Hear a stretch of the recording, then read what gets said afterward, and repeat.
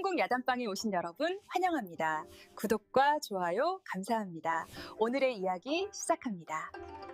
성종 임금 제위 7년째 되던 해예요. 한양 도성은 흉흉한 소문으로 가득했죠. 밤마다 관노들이 역적을 찾아 헤매고 백성들은 눈치만 살피며 살았습니다. 칠패시장 한 구석에는 떡을 파는 곱사등이 총각이 있었어요. 얼굴 왼편에는 불에 댄 자국이 선명했고 등은 활처럼 굽어 있었죠. 말을 더듬는 그를 보고 아이들은 울음을 터뜨렸고 어른들은 혀를 차며 지나갔습니다. 떡 사세요. 장터 사람들은 그를 바보라 여기고 조롱했어요. 누가 저런 자가 만든 떡을 먹겠냐며 손가락질했죠. 하지만 사내는 묵묵히 새벽마다 떡을 빚고 해질 무렵이면 판잣집으로 돌아갔습니다. 그 마음속에 무엇이 있는지는 아무도 몰랐어요. 5월 24날 밤이었습니다. 하늘에서 빗줄기가 쏟아졌어요. 사내는 떡판을 정리하고 집으로 돌아가려던 참이었죠. 그때 멀리서 횃불빛이 보이고 고함 소리가 들렸습니다. 이놈들아, 놓치지 마라. 관노들이 누군가를 쫓고 있었어요. 사내는 본능적으로 몸을 숨겼죠. 어둠 속에서 가느다란 신음소리가 들렸습니다. 무너진 담장 아래에 누더기를 걸친 여인이 어린아이를 꼭 껴안고 있었어요. 여인의 얼굴은 흙먼지로 범벅이었지만 눈빛만은 깊은 연못처럼 맑으면서도 두려움이 가득했죠. 아이가 기침을 했습니다. 여인이 급히 아이의 입을 막았지만 이미 늦었어요.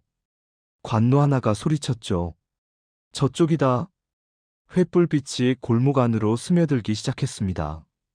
여인은 아이를 더욱 꼭 껴안으며 눈을 감았어요. 이미 체념한 얼굴이었죠. 바로 그 순간 사내가 떡판을 질질 끌며 골목 입구로 걸어나갔습니다. 떡 사세요. 더듬거리는 목소리로 중얼거리며 일부러 크게 발을 질질 끌었어요. 관노들이 달려왔죠. 내 놈, 여기서 뭘 하고 있었느냐? 사내는 고개를 푹 숙이고 떡판을 가리켰습니다. 떡 팔고 집에 가려고요. 관노들은 주변을 살폈지만 빗물의 흔적이 지워진 데다 어두워서 더 이상 수색하지 않았어요. 쳇, 이미 달아났을 게다. 횃불빛이 사라지고 다시 어둠이 내려앉았죠. 사내는 천천히 담장 쪽으로 다가갔습니다. 여인은 여전히 아이를 꼭 껴안고 부들부들 떨고 있었어요. 사내가 조용히 입을 열었습니다. 괜찮아요. 이번에는 더듬거리지 않았죠. 낮고 차분한 목소리였어요. 여인이 고개를 들었고 눈빛에 경계가 서렸습니다. 사내는 품에서 작은 보자기를 꺼냈어요. 떡 몇 조각이 쌓여 있었죠. 아이가 배고플 겁니다. 여인은 대답하지 않았습니다. 사내는 떡을 바닥에 조심스레 내려놓고 돌아섰어요. 비가 곧 그칠 거예요. 그때 움직이세요. 그리고 어둠 속으로 사라졌죠. 여인은 한동안 얼어붙은 듯 앉아 있었습니다. 천천히 떡을 집어들었고 아이가 떡을 받아먹으며 기침이 잦아들었어요. 여인의 눈에서 눈물 한 방울이 떨어졌죠. 빗물인지 눈물인지 알 수 없었습니다. 이 은인이 누구인지, 왜 자신들을 도와주는지 알 수 없었지만 가슴 속에서 따뜻한 무언가가 일어났어요. 이튿날 새벽이었습니다. 사내는 여느 때처럼 떡을 빚고 있었어요. 마음 한구석이 무거웠죠. 간밤에 여인과 아이 생각이 떠나지 않았습니다. 밖에서 인기척이 들렸어요. 문을 열어보니 그 여인이 아이를 데리고 서 있었죠. 얼굴을 씻었는지 조금 나아 보였지만 여전히 누더기 옷을 입고 맨발이었습니다. 어젯밤 은혜를 여인이 떨리는 목소리로 말하려 하자 사내는 고개를 저었어요. 갚을 것 없어요. 다시 더듬거리는 말투로 돌아왔죠. 여인은 잠시 망설이다가 고개를 숙였습니다. 실은 아이가 아파요. 열이 나고 기침이 멎질 않아요. 사내는 아이를 보았습니다. 아이의 얼굴은 상기되어 있었고 숨소리가 거칠었어요. 풍한이었죠. 빗속에 오래 있어서 생긴 병이었습니다. 사내는 마음이 아팠어요. 이 어린 것이 무슨 죄가 있다고 이런 고생을 해야 하나 싶었죠. 사내는 안으로 들어가 작은 보따리를 꺼내왔습니다. 그 안에는 말린 약초 몇 가지가 들어 있었어요. 이걸 물에 끓여서 먹이세요. 여인은 놀란 눈으로 약초를 바라보았죠. 이건 당신이 얻지. 그냥 아는 사람이 줬어요. 사내가 얼버무렸습니다. 여인은 약초를 받아들고 깊이 절을 했어요. 은인이세요. 언젠가 이 은혜를. 가세요. 낮에는 위험해요. 여인은 아이를 데리고 돌아섰습니다. 몇 걸음 가다 다시 돌아보았어요. 혹시 성함이? 몰라도 돼요. 여인은 더 이상 묻지 않고 골목 저편으로 사라졌죠. 사내는 그 뒷모습을 한동안 바라보았습니다. 가슴 한구석이 따뜻해지는 느낌이었어요. 누군가를 돕는다는 것, 이렇게 마음이 편안해지는 일이었죠. 오랜만에 느끼는 감정이었습니다. 그날 이후 여인은 사흘에 한 번씩 사내의 판잣집 근처에 나타났어요. 아이의 병은 차츰 나아졌고 여인은 떡 만드는 일을 거들기 시작했죠. 장터 사람들은 수군거렸습니다. 곱사등이 놈이 여자를 들였나? 사내는 아무 대꾸도 하지 않았어요. 다만 여인이 물을 길어오고 떡판을 닦아주는 것을 가만히 지켜볼 뿐이었죠. 함께 일하는 시간이 길어질수록 사내는 여인에게서 눈을 떼기가 어려워졌습니다. 여인의 손길은 부드러웠고 아이를 대하는 모습은 애틋했어요. 비록 누더기를 걸쳤지만 그 안에서 품격이 느껴졌죠. 여인도 사내를 보는 눈빛이 달라지고 있었습니다. 처음에 경계심은 사라지고 대신 따뜻한 감사가 자리 잡았어요. 말없이 함께 있어도 편안한 사이가 되어가고 있었죠. 서로의 상처를 이해하는 사람끼리만 나눌 수 있는 깊은 위로가 그 사이를 채웠습니다. 어느 날 저녁이었어요. 여인이 조용히 물었죠. 당신은 정말 떡장수예요? 사내는 대답하지 않았습니다. 그 약초를 보통 사람은 구별하지 못해요. 백작약과 시오를 함께 쓰는 처방은 의원이 아니면 몰라요. 사내의 손이 멈췄죠. 여인이 나지막이 말을 이었습니다. 저도 숨기고 있어요. 제 남편은 역적으로 몰렸어요. 억울하게요. 일가가 멸문당했고 저와 이 아이만 겨우 살아남았어요. 사내는 천천히 고개를 들었습니다. 저도 비슷해요. 이번에는 전혀 더듬거리지 않았죠. 한때는 관직에 있었어요. 하지만 역모에 휘말려 이 꼴이 됐어요. 두 사람은 한동안 침묵했습니다. 같은 아픔을 겪은 사람끼리만 나눌 수 있는 깊은 이해가 그 사이를 채웠어요. 서로의 상처를 알아보는 순간이었죠. 사내는 여인의 손을 살짝 잡았습니다. 거칠고 상처투성이인 손이었지만 따뜻했어요. 여인도 그 손을 꼭 잡아주었죠. 여인이 다시 입을 열었어요. 저에게는 증거가 있어요. 남편의 억울함을 밝힐 수 있는. 어디에 있어요? 사내가 물었죠. 아이 옷 속에 꿰매 넣었어요. 당시 역모를 조작한 자들의 친필 문서예요. 사내의 눈빛이 변했습니다. 그렇다면 위험해요.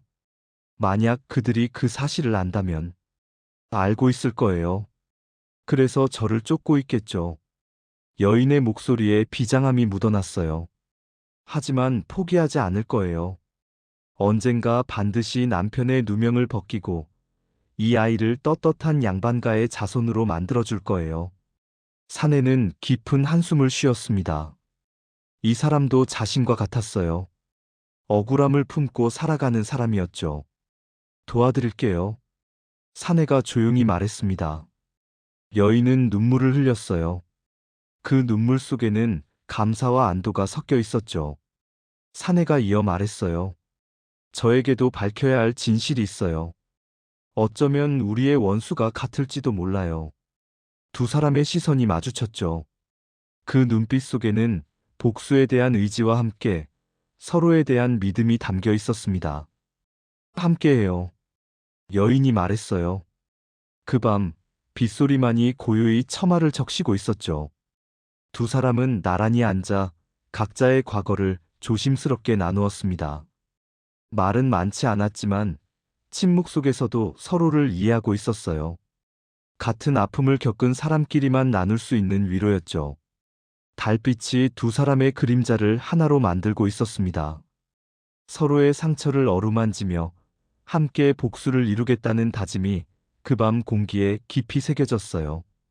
이제 그들은 혼자가 아니었죠. 닷새가 지난 어느 날이었습니다. 장터에 소문이 돌기 시작했어요. 칠패시장에 역적의 잔당이 숨어 있다더라.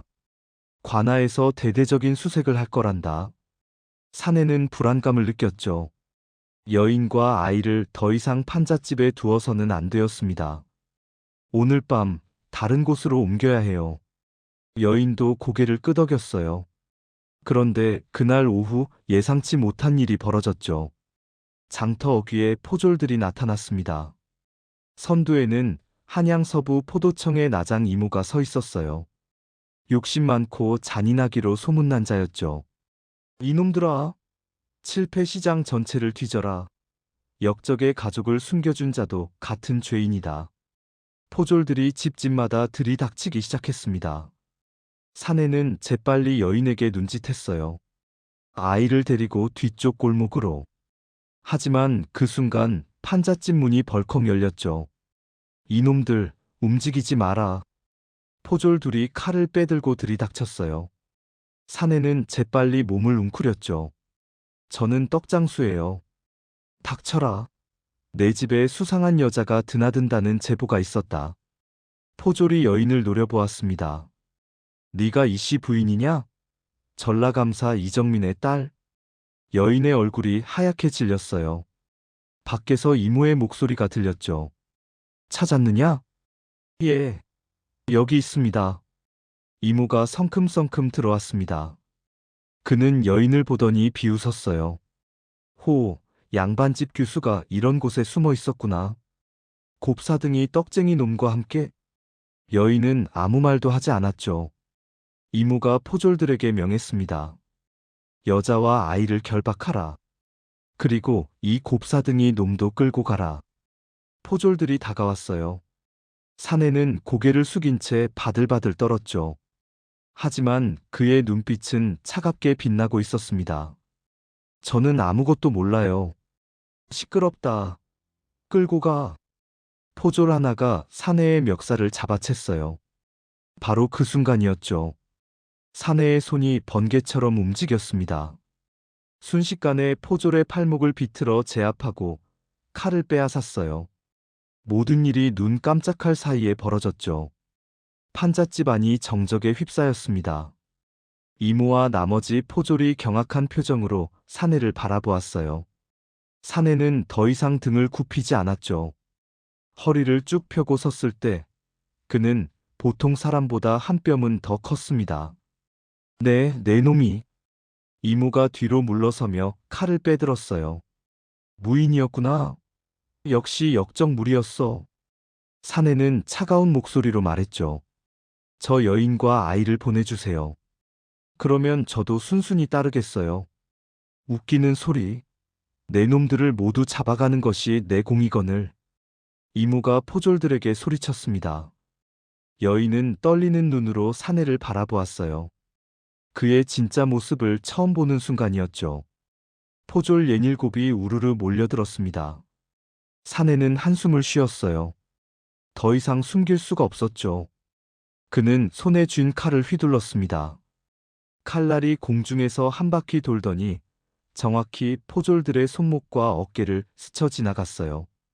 피가 튀지도 않았지만 포졸들은 비명을 지르며 바닥에 쓰러졌죠. 칼끝으로 혈도를 눌러 제압한 것이었습니다. 이모는 그제야 사내가 예사롭지 않음을 깨달았어요. 네, 내 놈 대체 누구냐? 사내는 대답하지 않았죠. 다만 여인을 향해 고개를 끄덕였습니다. 지금 가세요. 여인은 망설였지만 아이를 꼭 안고 뒷문으로 달려나갔어요. 이모가 고함을 질렀으나 이미 늦었죠. 이놈! 감히! 이모도 칼을 들고 덤벼들었습니다. 하지만 사내는 가볍게 옆으로 비켜서며 칼등으로 이모의 손목을 쳤어요. 칼이 땅에 떨어졌고 이모는 손목을 부여잡고 신음했죠. 기억하세요. 사내가 낮게 말했습니다.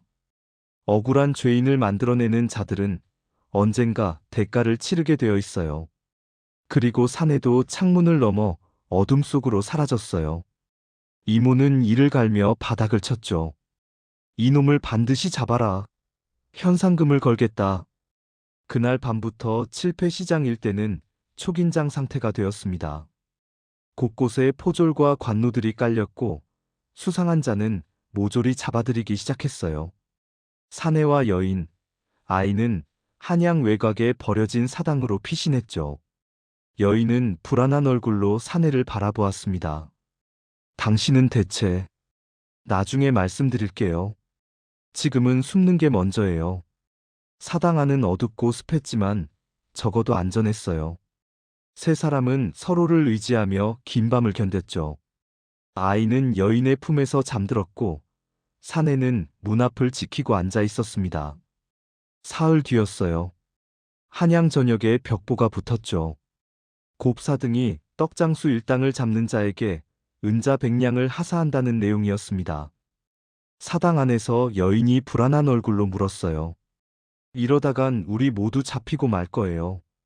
그래서 부인께서 가지고 계신 그 증거를 이용해야 해요. 사내가 말했죠. 여인은 아이의 옷 속에 꿰매진 비단 보자기를 풀었습니다. 작은 문서 한 장이 접혀 있었어요.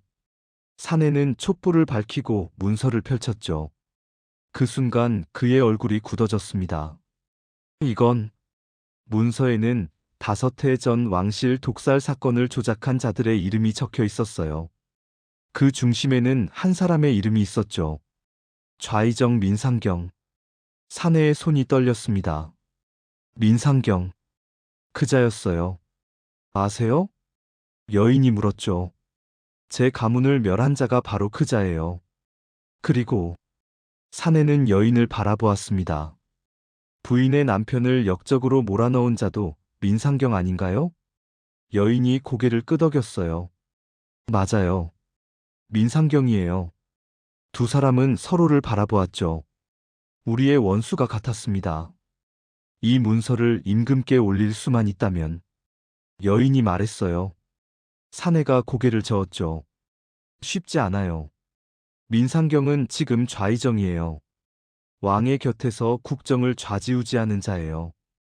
그렇다면 우리는 영원히 쫓기며 살아야 하는 건가요? 여인의 목소리에 절망이 묻어났습니다. 사내는 한참을 생각하다가 입을 열었어요. 한 가지 방법이 있어요.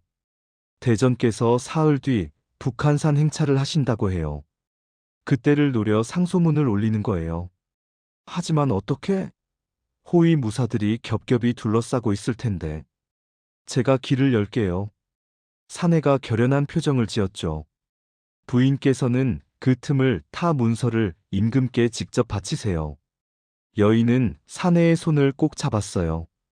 따뜻하면서도 떨리는 손이었죠. 하지만 당신은? 여인이 걱정스러운 얼굴로 물었습니다. 저는 상관없어요. 사내가 쓸쓸히 웃었죠. 어차피 이미 죽은 목숨이에요. 다만 억울함을 풀고 가고 싶을 뿐이에요. 여인은 눈물을 흘렸습니다. 은인, 당신 덕분에 우리 모자가 여기까지 왔어요. 이 은혜를 어찌 갚을 것 없어요. 다만 사내가 아이를 바라보았어요. 이 아이가 훗날 멀쩡히 자라 떳떳한 사람이 된다면 그것으로 좋게요. 사흘 동안 두 사람은 치밀하게 계획을 세웠죠. 사내는 여인에게 행차 경로를 알려주고 언제 어디서 움직여야 하는지 세세하게 가르쳤습니다. 여인은 두려웠지만 용기를 냈어요. 남편의 억울함을 풀고 아이에게 떳떳한 미래를 주기 위해서였죠. 그리고 이 은인을 위해서라도 성공해야 했습니다. 사흘 뒤 북한산 자락에는 임금의 행차가 있었어요. 성종 대왕께서 친히 산을 오르시어 백성들의 안녕을 기원하신다 하셨죠. 길 양옆으로는 호위 무사들이 빼곡히 늘어섰고 백성들은 무릎 꿇고 임금을 맞이했습니다. 바로 그때였어요. 갑자기 숲속에서 화살이 날아왔죠. 자객이다. 대전을 호위하라. 무사들이 우르르 몰려들었고 그 틈을 타 사내가 나타났습니다. 그는 더 이상 곱사등이가 아니었어요. 허리를 쭉 펴고 선 모습은 당당한 무인이었죠. 물러서세요. 사내가 칼을 휘두르며 길을 열었습니다. 무사들이 달려들었지만 사내의 검술은 귀신 같았어요. 눈 깜짝할 사이에 서너 명이 쓰러졌죠. 그 순간 여인이 나타나 임금께 달려갔습니다. 대전마마, 억울하옵니다. 저 계집을 잡아라. 멀리서 민상경이 소리쳤어요. 하지만 사내가 그 앞을 가로막았죠. 민상경. 사내가 차갑게 말했습니다. 오늘이 바로 당신의 죄를 밝힐 날이에요. 여인은 품에서 문서를 꺼내 임금께 올렸어요. 마마, 이 문서를 보시옵소서. 이 안에 역모를 조작한 자들의 이름이 모두 적혀 있사옵니다. 성종 임금께서 문서를 받아 펼쳐보셨죠. 임금의 얼굴빛이 변했습니다. 이것이 사실이냐? 사실이옵니다, 마마. 소녀의 남편 이정민과 저 사내의 정윤우 모두 억울한 죄로 멸문당하였나이다. 민상경이 발을 동동 구르며 소리쳤어요. 거짓이옵니다, 마마. 저들은 역적의 무리이옵니다. 닥쳐라. 임금께서 호통을 치셨죠.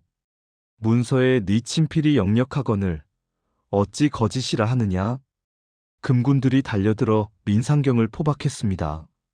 사내는 그제야 힘이 풀려 무릎을 꿇었어요. 여인이 달려가 그를 부축했죠. 은인, 드디어 끝났어요. 사내가 피를 토하며 말했습니다. 아까 무사들과 싸우며 입은 상처에서 피가 흘러내리고 있었어요. 임금께서 가까이 다가오셨죠. 경은 정윤우가 맞느냐? 그러하옵니다. 사내가 가까스로 대답했습니다. 짐이 잘못하였다. 경의 억울함을 풀어주겠노라. 그리고 임금께서 여인을 바라보셨어요. 이씨 부인, 경의 남편 이정민도 누명을 벗겨주리라. 경과 아이를 보살피도록 하겠노라. 여인은 눈물을 흘리며 절을 올렸습니다. 사내는 여인을 바라보며 미소를 지었어요. 이제 이 사람은 안전할 거예요. 아이도 떳떳하게 자랄 수 있을 거죠. 그것만으로도 충분했습니다. 조정에서는 대대적인 숙청이 이루어졌고 민상경과 그 일당들이 모두 처벌받았습니다. 하지만 민상경에게는 아들이 하나 있었어요. 민유라는 자였죠. 그는 한국야당방에 아버지가 오신 처형당하는 여러분 날 환영합니다. 한양을 구독과 떠나며 좋아요 이렇게 감사합니다. 중얼거렸다고 해요. 오늘의 이야기 정윤후, 이씨 부인, 반드시 복수하리라. 민유는 조선을 뒤흔들 음모를 꾸미게 되는데요. 그 이야기는 다음에 또 들려드리겠습니다. 구독과 좋아요는 영상 제작에 큰 힘이 됩니다. 감사합니다.